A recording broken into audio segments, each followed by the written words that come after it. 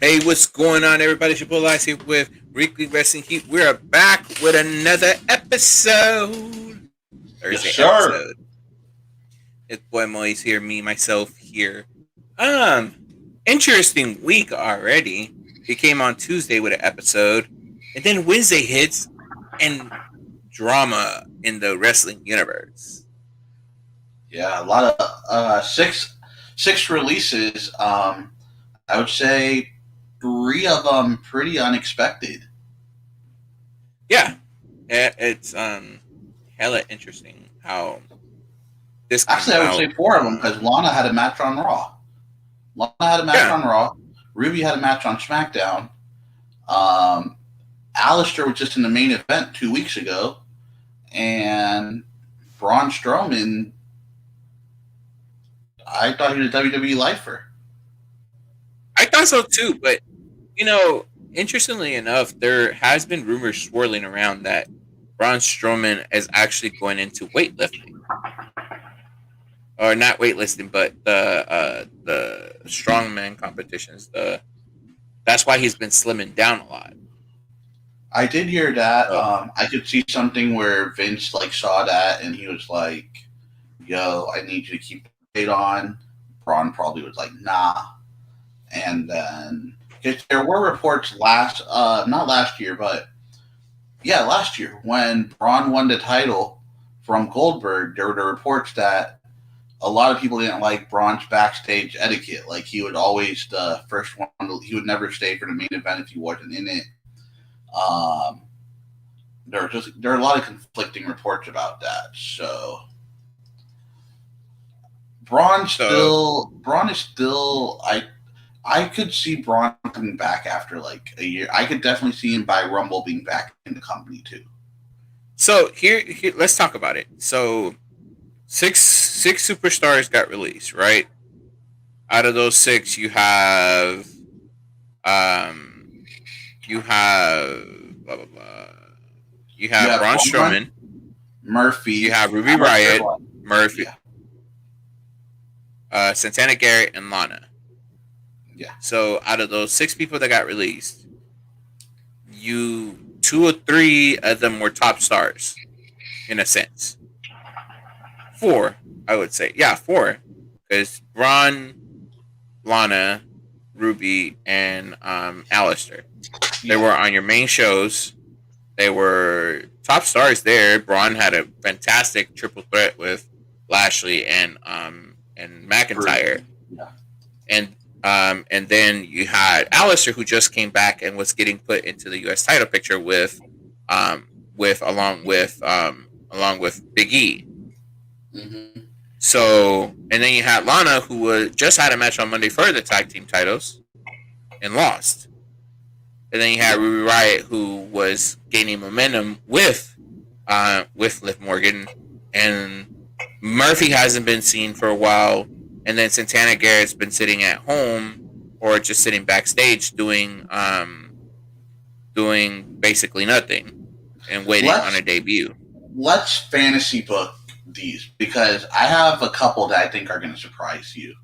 So you think Braun's done with wrestling? You think he's going to strongman? Maybe I think he'll do the strongman competition once or twice, and then eventually come back to WWE or to wherever This signs is him. fantasy book, and this is what we want. Okay, So yeah, he does 2 years strongman competition, see how he places, then comes back to WWE or comes back to WWE. I I think he's Lana, back by Rumble. I think he's back by Rumble. okay. Okay. Lana will probably join Miro in AEW. Lana joins That Miro in AEW. that or she becomes a social media influencer because she was getting paid a lot of money for her ads. Yeah.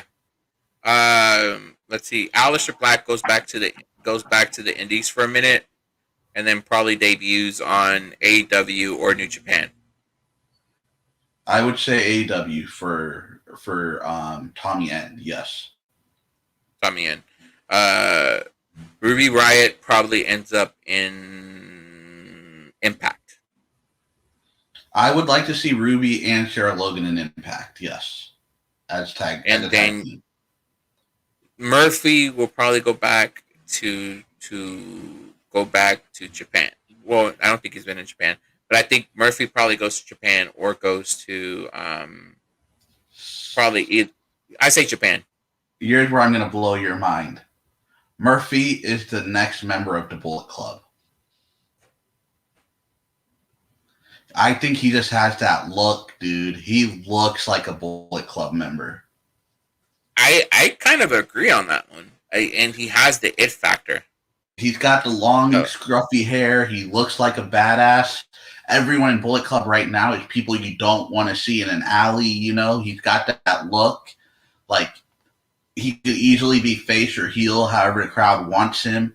So I definitely could see Buddy Murphy being in, and the best kept secret, that's easily like one of Bullet Club shirts. Yeah.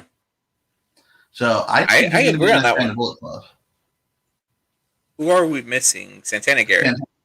I think she had AEW written all over her, or she becomes a trainer in WWE. I think she's going to back to Rise, or Shimmer.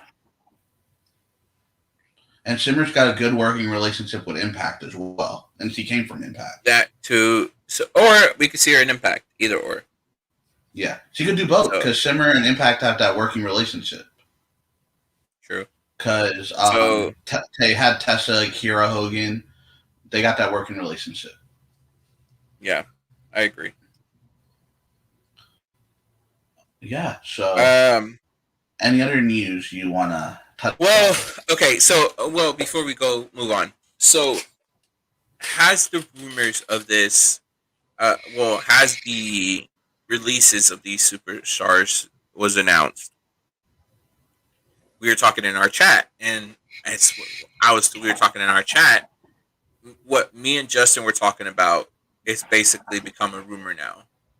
So, with the release of big superstars, big names, comes the rumors that WWE is gearing up for a sell.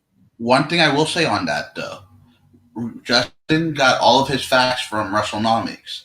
WrestleNomics main writer came out 2 days ago and saying, I don't think WWE is selling now.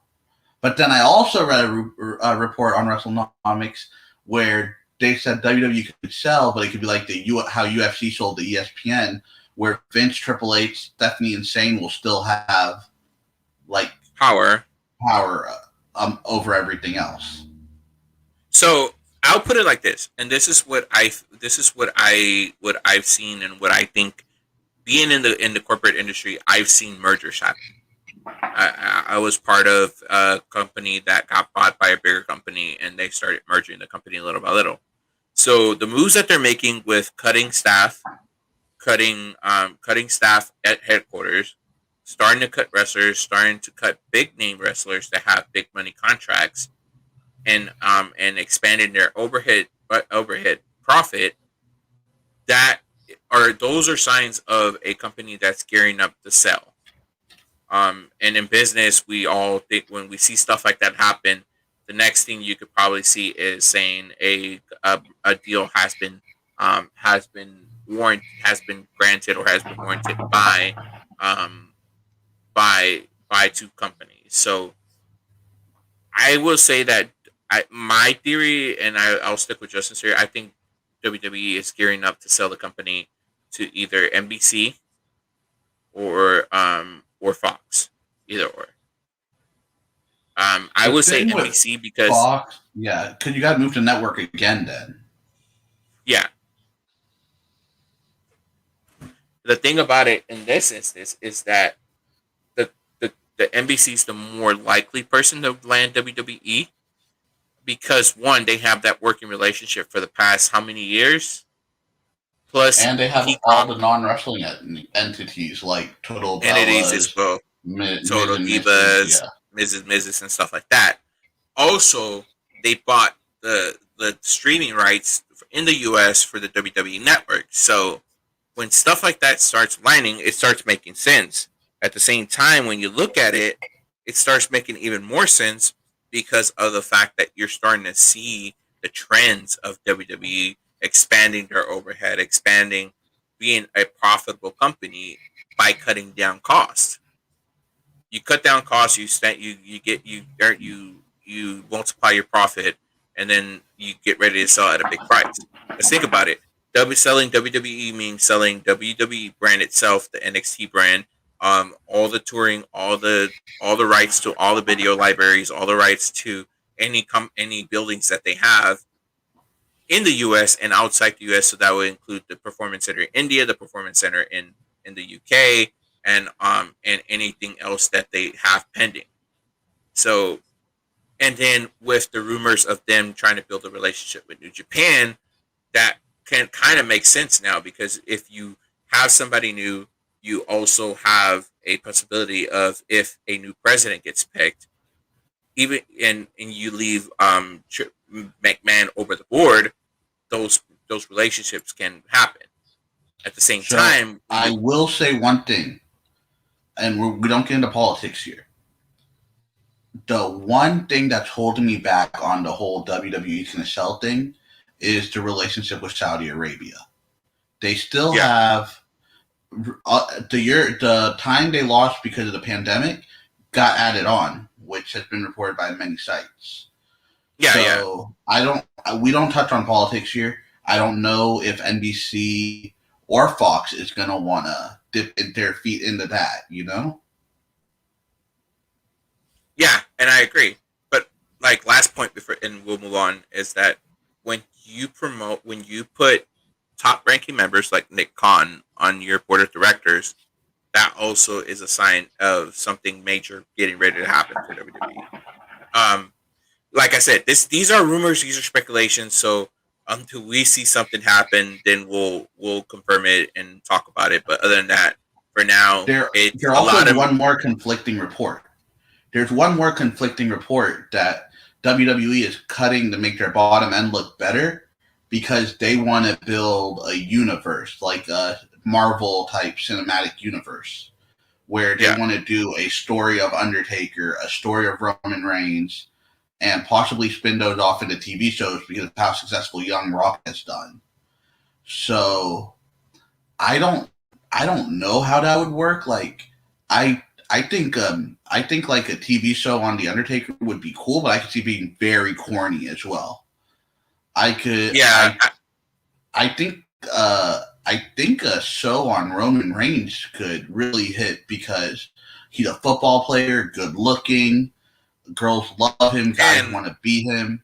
Yeah. And he has a relationship with The Rock, being that they're family, so you'll see cameos from The Rock or somebody that plays The Rock. So yeah, I could see that happening. But also think about it, all these biographies that have been coming out with A&E, that could also lead to a docuseries on WWE, blah, blah, blah. Continue that docuseries. Well, you know who A&E is owned by? NBC, right? A&E is owned by Disney. Oh. Let me just confirm that. I'm 99% sure they're owned by Disney. I thought they were owned by NBC. They are owned by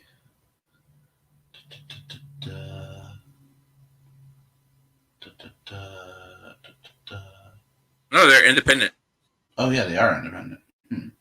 I heard somewhere they were owned by Disney. Yeah, Disney Media Networks. Look right underneath owners. Hertz Communications, Disney Media. Okay. Oh, damn. Dude, I think it's very interesting. I want to see how it plays out. I was talking to one of my friends who strictly watches WWE programming only. He is a mark.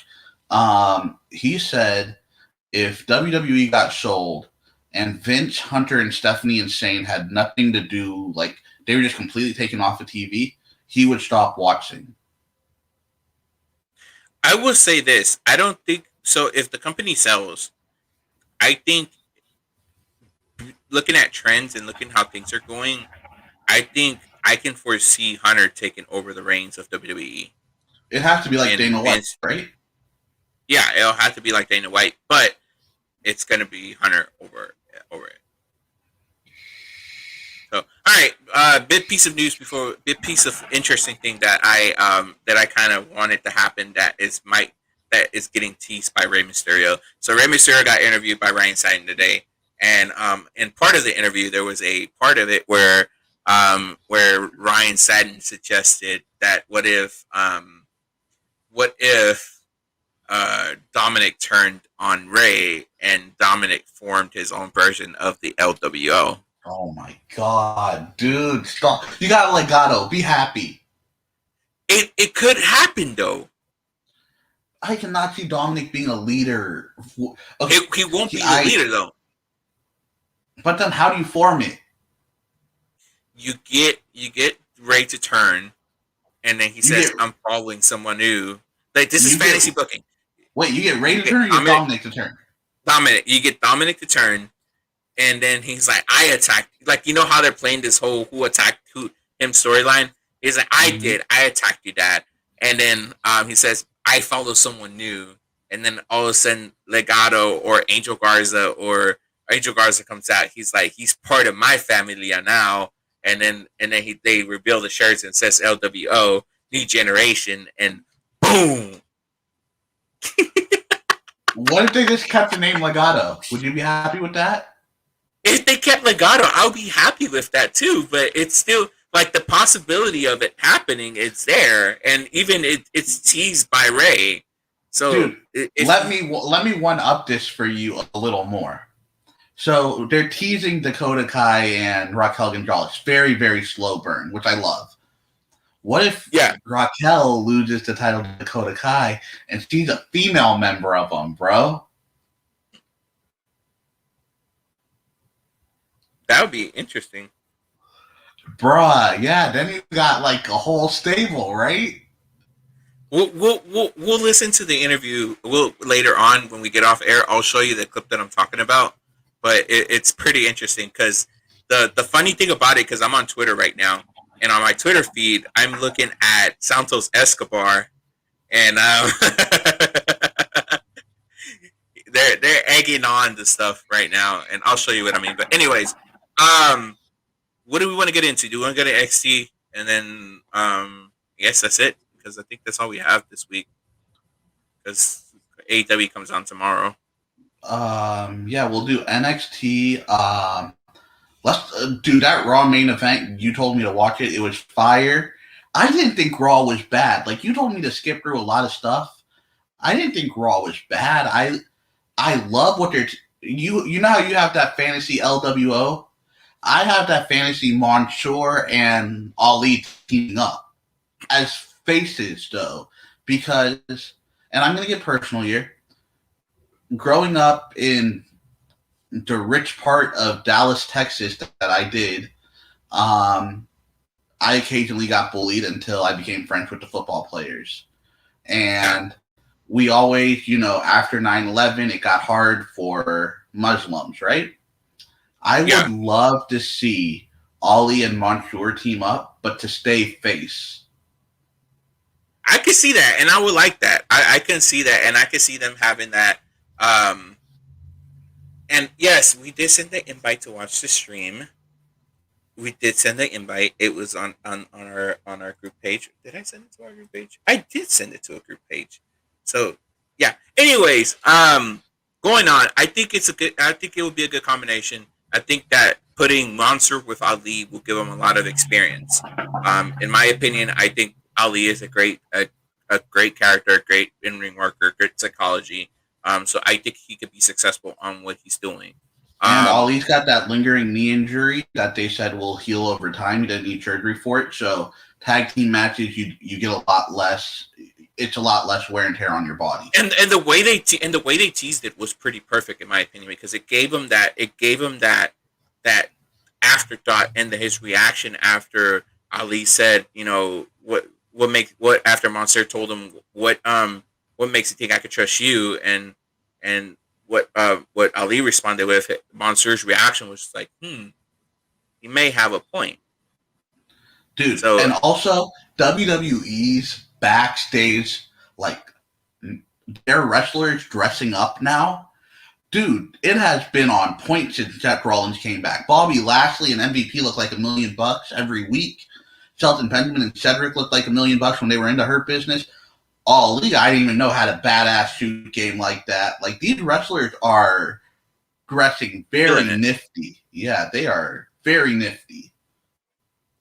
So, wait, what was Chris's comment? Wade loves Hartwell and what? And wants to go live dude, I would definitely not mind a love triangle between me, Loomis, and Indy Hartwell. So speaking of that, so let's get into NXT. Well, all right, Raw's getting better. They still got to figure out how to get more wrestling in there instead of backstage promos, because I did feel that a lot of the time that went into Raw was backstage promos and interviews and stuff like that, and in-ring promos. But let's talk about the main event: McIntyre versus Kofi Kingston. That spinning Future Shock DDT was badass. Do you think the Future Shock should be his finisher? Because I was listening to a podcast where they're like, the way he did it that night, it should have been a finish. But the Claymore looks so good too. Yeah, and that's the thing. The Claymore finishes people. And it's not the most protective move because we have seen people kick out of it. But it's one of those protective move. What's the most protective move in WWE right now? Baron Corbin's End of Days. Isn't that fucking crazy? Yeah, I know. If they actually committed to pushing Baron Corbin and bring up a young babyface from NXT who kicks out of it, you have a star made right there, but they're not going to listen to us.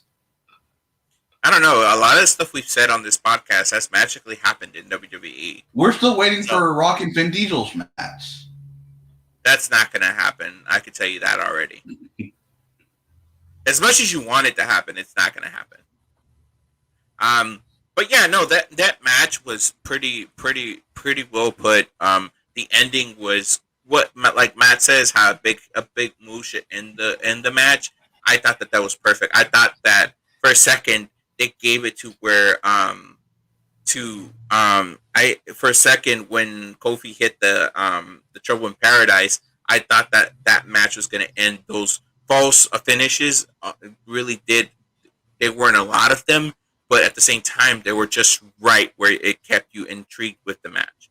I'm guessing that's why WWE got the highest rate. That the third hour, the main event, had got the highest rated segment of the night. So I think it was good. I think it was perfect in my opinion.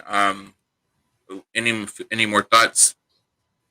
No, I'm just so Chris said Leon Ruff debut, like kicking out of the End of Days, and I'm like, not a Leon Ruff, but if you have Karrion Kross kick out of it or a Kyle O'Reilly, they're made.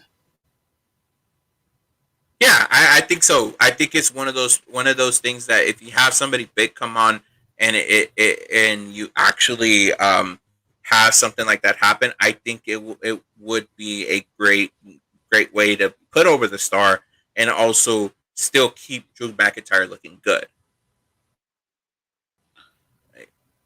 Yeah. It was you. All right. All right. Let's get into NXT because I do want to talk about NXT a little bit. The triple threat match. Before we get into NXT, sorry. I know. I want to talk about my favorite feud on SmackDown right now. Shinsuke Nakamura and Baron Corbin, bro. I love it. I like it too. I was a little bit on the edge seeing his theme get watered down a little bit. But Buggs just had so much charisma. Yeah, that's what I'm saying. Like at first I was like, oh, here they go again. But once I started seeing Buggs 2 weeks in a row playing it, I'm catching on. I'm liking it. I like Rick Buggs' the way he's putting over Nakamura's entrance. And another thing with Buggs that people are not talking about is he's doing all the Old Spice commercials for WWE. So Vince is probably very high on him. Yeah, no, I agree on that one. He's very popular backstage. He's getting. I want to see him and Kayla Braxton again in the ring. just like his NXT debut. Awesome. It was I great. think. I think. Yes. So my theory, and I'm gonna stick with this theory. I think WWE has something up their sleeve once the crowds come back, and we will see that in less than a month. Well, a month, kind of a little bit over a month, because the first three cities that are getting are Houston, Dallas, and I think San Antonio. Fort Worth got Money in the Bank. Okay, Forward has Money in the Bank, and then I'm Monday going to Night that Raw. show. Yes, I'm going to Money in the Bank. Yes. Okay, and I'll be on Smack. I'll be at SmackDown that Friday. Yeah, so that will be a loaded. We'll try to hit y'all up with something that Saturday, or sorry, not that Saturday, that Tuesday. We'll definitely have a bigger show because me and Elias will both be at the events that week. Yeah. Also look for B Block coming from the podcast channel. We'll videotape and mix it together and then put it on there. Show our experience with seeing how things are with live crowds back in there. So all right, before we go on, here's the question: do we think, since these releases happen, do we think that we will see any NXT call ups in the next couple of weeks? Because the women's division is depleted on SmackDown, or will we see the brand split end, and will they mix both shows together now, and you'll have basically everything becoming one? I would like to see the latter happen. I don't know Yeah, if NBC and Fox can work that out. yeah, I I've been following Aaliyah on TikTok, and Liv Morgan is doing a lot of stuff with the Robert Stone brand. So I think that could be a good slot for Liv. I definitely think you can call up the Robert Stone brand. Aaliyah's been down there long enough. Kamea's not bad in the ring. Robert Stone is probably going to be he'll probably be what MVP is, but in a comedic way on SmackDown. yeah. I don't know who else I could see getting called up. Maybe whoever gets pinned in this 5-way. I think Adam Cole is coming up. You think Adam Cole's coming up? You need somebody to replace. You need somebody to replace Braun, Alistair on SmackDown. So we'll probably have either Finn Balor or Braun come back to. You'll probably have Finn Balor go to Raw, and then you'll have Adam Cole debut on SmackDown. I don't think it's going to be Adam Cole. I think Legado is going to debut on SmackDown if Bronson beats Escobar if he wins the title match. I can see that too, but I like it. The way they've been making space for people makes me also think that there's a big NXT call up happening because you have a monster heel faction built now with what's his name with Swerve Scott. No, with Swerve Scott. With their yeah. So you have that, and then you have other newcomers coming in, and you have people like Tony Storm and all these guys building up the brand. So eventually, I think we're going to see Diamond Mine. We don't know what the fuck the Diamond Mine is yet. Yeah, that's another thing.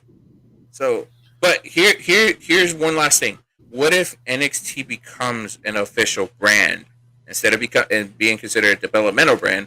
What if it becomes the official third brand of WWE? I think you need to move some players down there. I think maybe a Kevin Owens, maybe a Sami Zayn. I think you move those two down there, it's considered a third brand. And also think about it like this: when Fab Balor and Karrion Kross went at it, it was kind of teased that Roman Reigns was looking at the victor of that match, or kind of paying attention to that match. So they're kind of teasing a lot of things that are interesting when you look at it. Io Shirai actually lost the match against Raquel, so I don't know what's going on with her neither. They teased the feud with Frankie. I think they're going to build up Frankie. Frankie's going to beat her, and then I think Io's going to debut probably on. I think Io needs to debut on Raw. Yeah. All right. I think that first Raw back with crowd, Io's song, especially if you have Poppy doing it live, I think the crowd would go ballistic. Yeah, I agree. Cross versus Reigns. I think if they build it perfectly and they bring back NXT into the Survivor Series thing, I think we could make that happen. It'll probably be whoever's the Raw champion versus Reigns versus Cross, or we could probably get a cross promotional match somewhere along the line where it's Reigns versus Cross, champion versus champion, without no title being lost. Anyways, speaking about champions, let's get into NXT. NXT kicked off with the triple threat between Johnny Gargano, Kyle O'Reilly, and Pete Dunne, which the match itself was going fine. The match itself was pretty awesome, and then all of a sudden you look at that. Who would you look to come back? Adam Cole just came back and demolished everybody. A lot of people were pissed about this. Well, yeah, I get it because of the fact that the match itself was nice. Well, not only that, we saw Gargano and Cole murder each other about a year ago. We saw Kyle O'Reilly and Cole murder each other. Now you're going to tell me 2 steel chair shots are going to take them out?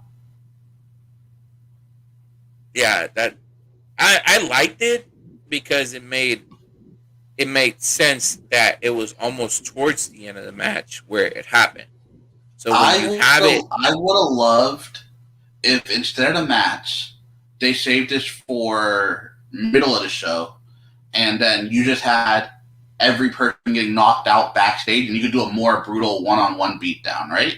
Like Adam Cole could throw Kyle O'Reilly through a glass window, throw Pete Dunne through a door, and lock Kyle O'Reilly in his room or some bullshit, right?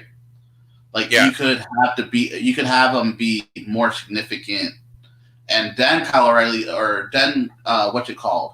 Cross comes out, he's like, "What the hell? No one from a triple threat match is here." Then Adam Cole comes out, and you could just do the whole thing without the match. But so speaking of the promo, I understand the backlash on it. I understand it because it did make them look kind of weak. But at the same time, Adam Cole has been longest reigning NXT champion. He's been 2-time NXT champion. Yes, we heard the promo. The promo was fucking awesome. Yeah. So I thought I would have liked it to happen after the match. Well, I think they were setting that for the 5-way, so I think that's why. But I would have loved to see when Adam Cole said NXT gave you everything. They gave you the music, they gave you the girl, and they gave you the belt. But for me, all they gotta do is ring the bell. I was like, oh my god, Adam, you fucking monster. I loved it. That was one of the best promos I've heard from Adam Cole in a while. And I know Matt only watches one wrestling show a week because he's so busy with his kids, and I don't know how that is because I don't have kids, and I'm single, so I have a lot of time to watch wrestling.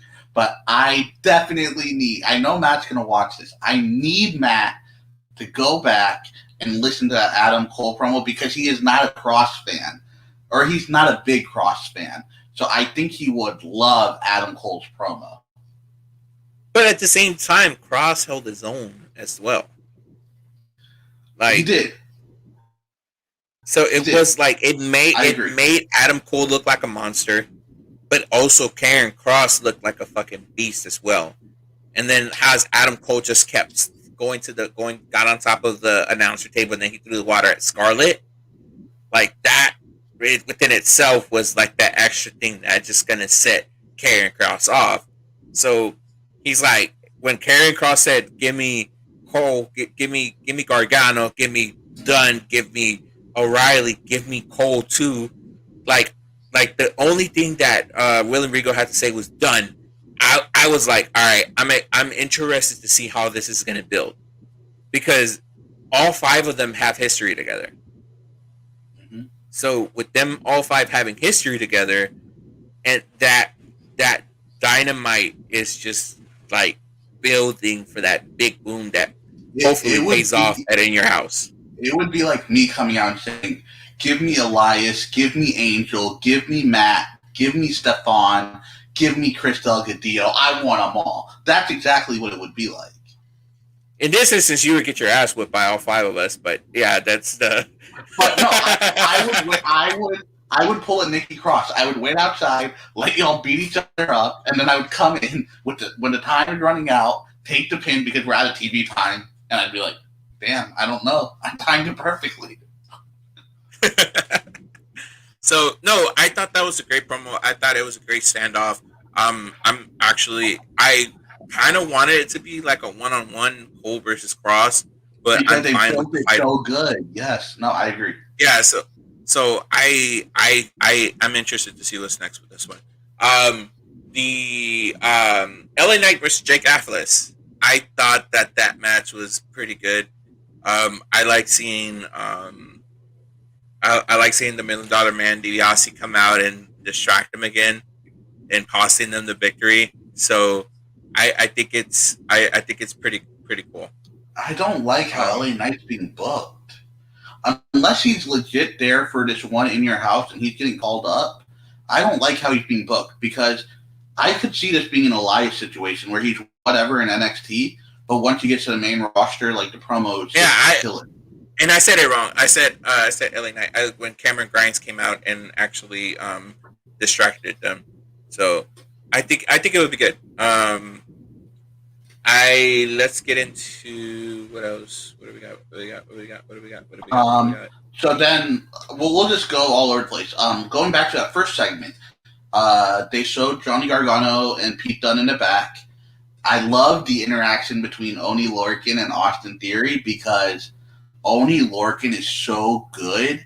He just doesn't have a personality that could explode on TV, but Austin Theory does.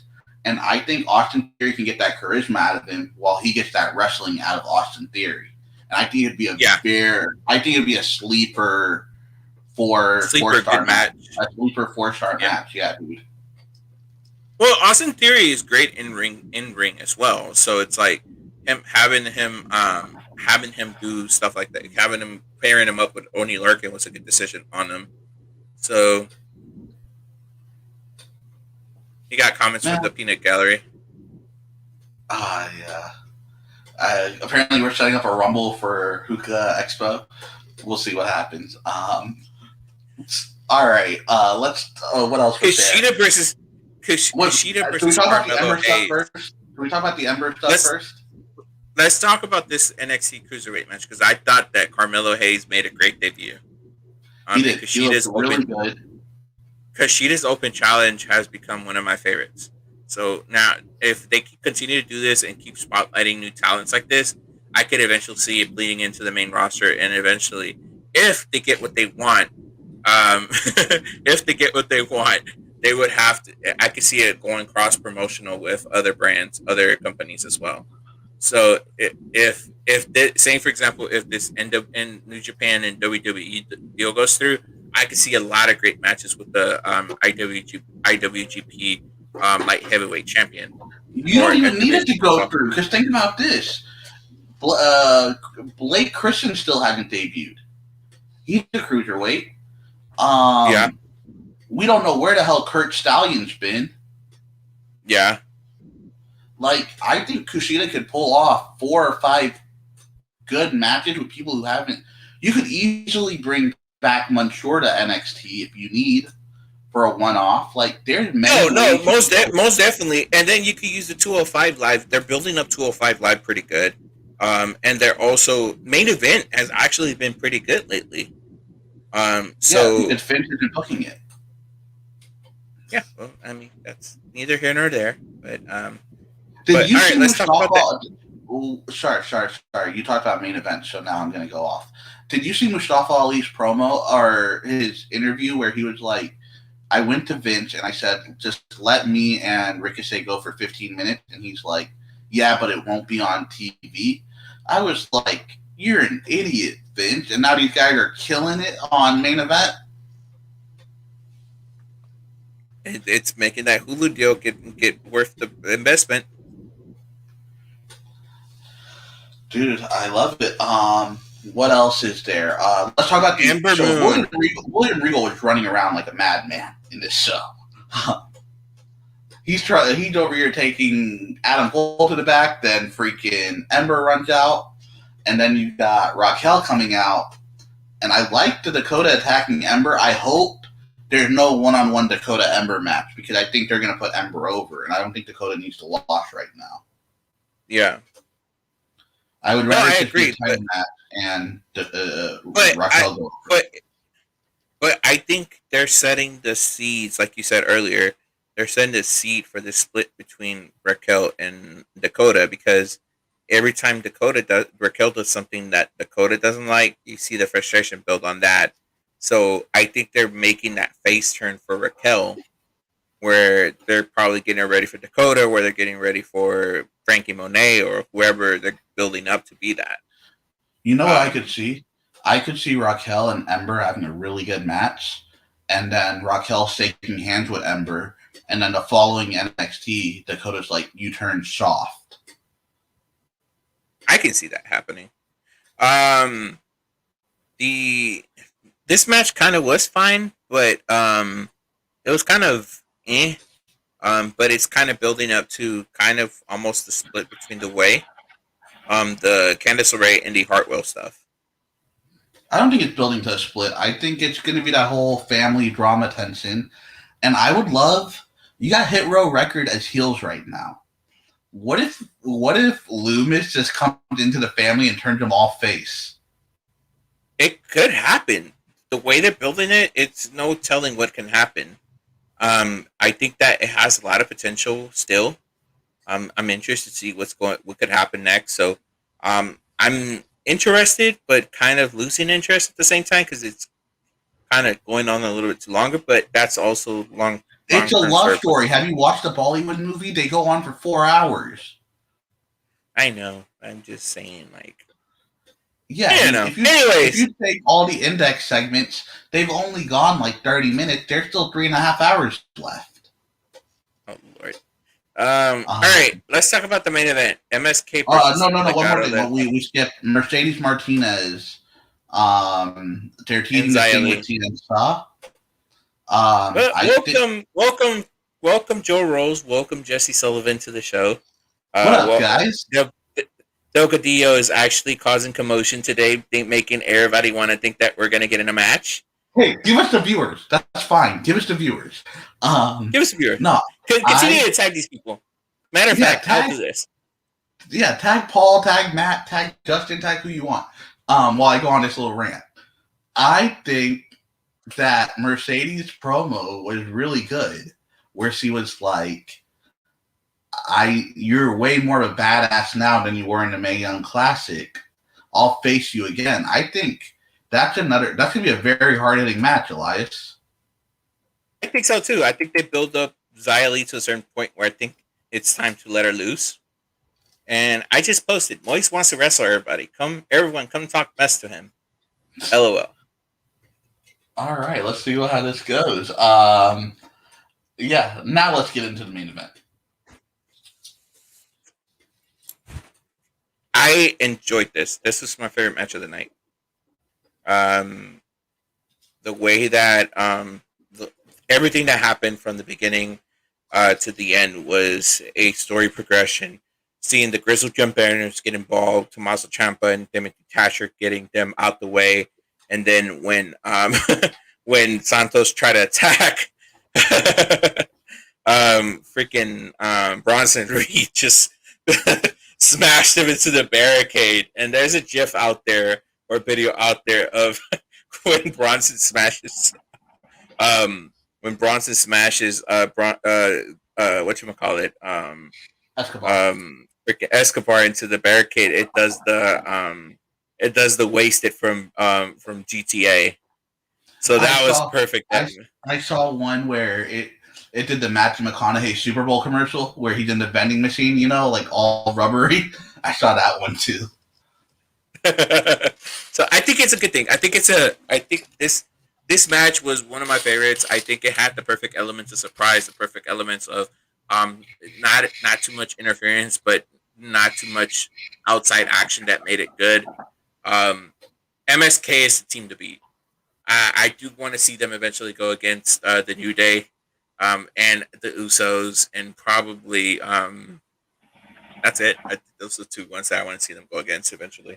Dude, I think them and the Mysterios could have a great match if they keep the Mysterios. That too. Yeah. I think that would be a good match as well. And also with the Dirty Dogs, I could see them having a good match with Rude and Ziggler. And I do want to talk about. So this is my prediction right here. Some of these are very off base. Some of these are always on point. I think we're gonna get we're gonna get 3 stages of Hell tag team match. We're gonna get a normal match, a submission match, and a street fight between Tamacho, Thatcher, and the Grizzled Young Veterans. Yes. Oh, I could see that happening. I do want to see it. Oh Lord, here we go. Oh man, Delgadillo, ladies and gentlemen, this episode is dedicated to Chris Delgadillo today. First of all, if we have a Rumble and I come in a Speedo, y'all are all voluntarily getting out of the ring, so I win by default. So I don't know if we want to do that. Shirtless Moist versus the whole HU crew, huh? Dude, that would be a blast.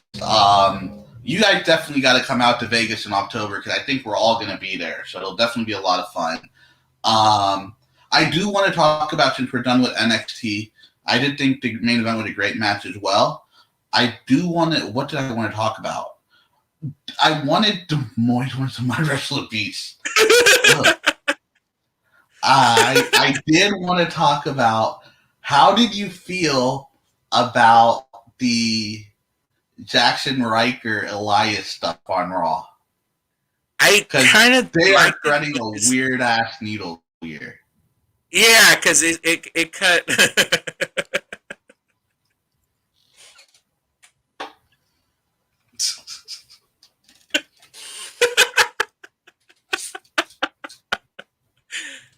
Oh man, tonight's entertainment has been brought to you by Hookah University, one of the best groups out there. Ladies and gentlemen, if you're a hookah enthusiast and you want to gain friends and also learn more about hookah, please join Hookah University on Facebook. Shout out to the Hookah University family, the best group out there. Don't let any other group tell you otherwise. And yeah, that's pretty much it. Hookah University, it goes down in the university. So yeah, what did you think about this Riker stuff? Like, I think it's a thin line where it hits a thin line of where real life things like PTSD and stuff like that, it's hitting that thin line. And not only that, Riker's got the history of like the stuff he's tweeted too, right? Yeah, so I don't know what the hell a Peruvian necktie is, but I will body splash you, Paul. Shirtless. I have wrestled Paul, and I will tell you that Paul, for the size he is pretty strong. Yes, I know. He's a Jackson Riker, except without the crazy tweets.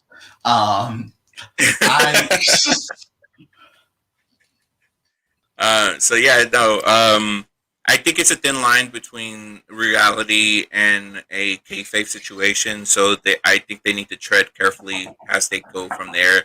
Like I said, it's a thin line between reality and actual kayfabe storyline telling.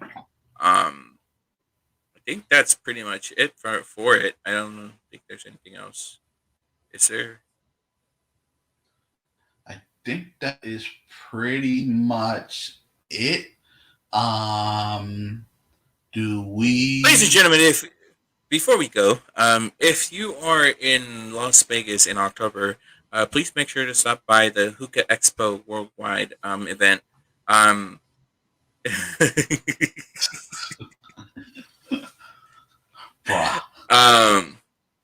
So at Hookah Expo, we will be putting on a show where we will have Moist wrestle Chris Delgadillo in a 2 out of 3 falls winner eats a pizza match.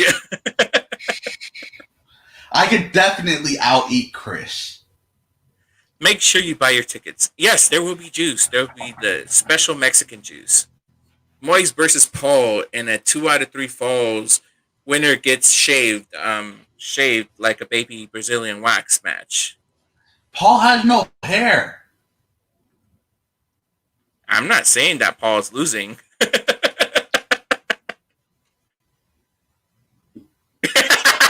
All the double apple juice in the rum. Full man. All right, this is going off the rails.